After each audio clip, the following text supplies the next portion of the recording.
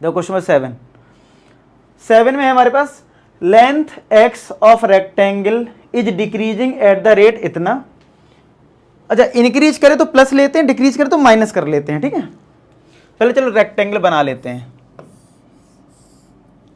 तो रेक्टेंगल की लेंथ हमने एक्स ले ली और वृत्त इसकी वाई ले ली, मतलब ठीक है, ये क्वेश्चन में बोला गया ना रेक्टेंगल लेंथ एक्स है।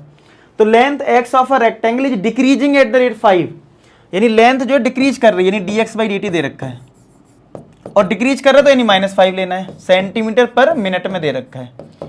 एंड द विड्थ, जो विड्थ है इसकी y वो इंक्रीज कर रही है तो d बाई dt में प्लस ही लेना है। कितना है? प्लस का 4 सेंटीमीटर पर मिनट, ऐसा दे रखा है। When x equal to 8 y equal to 6 find rate of change of perimeter, यानी पेरीमीटर का डिफरेंशिएशन करना है। कब करना है? जब x 8 हो और y 6 हो। तो आपको पता है, इतने क्वेश्चन करने के बाद पता लग गया होगा, जब हम डिफरेंशिएट कर लेंगे अगर वहां पे x और y कहीं आएगा तो हम उस टाइम x को 8 और y को 6 रख देंगे, ठीक है। ऐसा मत कर देना, पता चले कुछ लोग ऐसे कर देंगे, अच्छा पेरीमीटर होता है 2 टाइम्स ऑफ x प्लस वाई, यानी 2 times of l plus b. अच्छा, x को 8 रख दिया और y को 6 रख दिया और फिर कितना है 14 दूनी 28 और फिर डिफरेंशिएट कर दिया dp बाई dt, 0 हो गया सर ठीक है, कांस्टेंट टर्म है। ऐसे नहीं करते, पहले डिफरेंशिएट कर लेते हैं, फिर बाद में अगर एक्स वाई आएगा तो करेंगे इसमें पुट, ठीक है। चलो, तो पेरीमीटर का निकालते हैं हम लोग। पेरीमीटर क्या होता है, पहले फॉर्मूला लिखो। अभी तक क्या करते हैं, फॉर्मूला लिखते हैं ना। तो क्या होता है formula, 2 twice of l plus b. अब डिफरेंशिएट कर दो टी के रिस्पेक्ट में, तो ट्वाइस ऑफ एक्स का डिफरेंशिएशन हो जाएगा dx बाई dt, y का डिफरेंशिएशन हो जाएगा dy बाई dt। अब वैल्यूज पुट कर दो, 2 dx बाई dt कितना है, माइनस का 5 और ये है प्लस का 4, तो ट्वाइस ऑफ -1, तो क्या ये -2 आ गया, तो ये आंसर आ गया -2। कितना? सेंटीमीटर पर मिनट, क्योंकि पेरीमीटर की यूनिट तो सेंटीमीटर में होगी और नीचे टाइम है तो पर मिनट हो गया।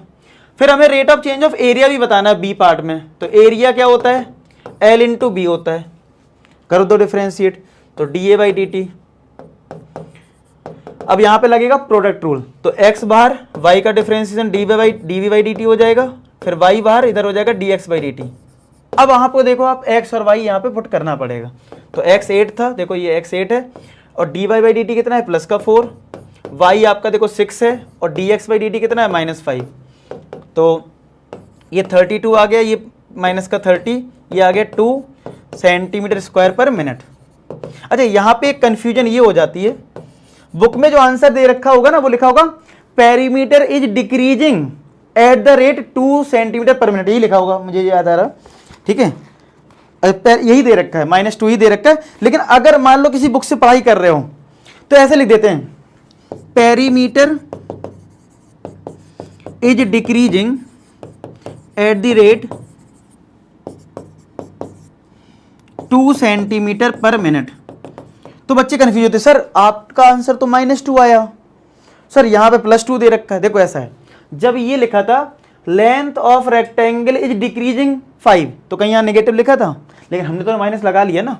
तो अगर लैंग्वेज में आप लिख रहे हो पेरीमीटर इज डिक्रीजिंग, आपने ऑलरेडी मेंशन कर दिया ना डिक्रीजिंग है, तो वो जब आप इसमें लिखोगे तो माइनस लगा लोगे। अब ये माइनस लगा है तो ऑटोमेटिक शो कर रहा है कि अच्छा डिक्रीज कर रहा है, यहाँ प्लस आया ये इंक्रीज कर रहा है। और बुक में तो फिलहाल माइनस और प्लस ही दे रखा है, लेकिन किसी किसी बुक में मैंने देखा है कि वो ऐसे लिख देंगे डिक्रीजिंग। बच्चे कंफ्यूज, सर आपका -2 आया, सर ये 2 आ रहा है। तो ये कंफ्यूजन मत होना, लैंग्वेज में लिखोगे तब तो आप प्लस ही लगा के लिखोगे, समझ रहे हो। अब देखो आप जैसे इसको ऐसे समझो, मैं कहूँ मेरी कंपनी को लॉस हो गया 1000 रुपये का, क्या मैं -1000 बोलता हूँ? नहीं बोलता हूँ ना।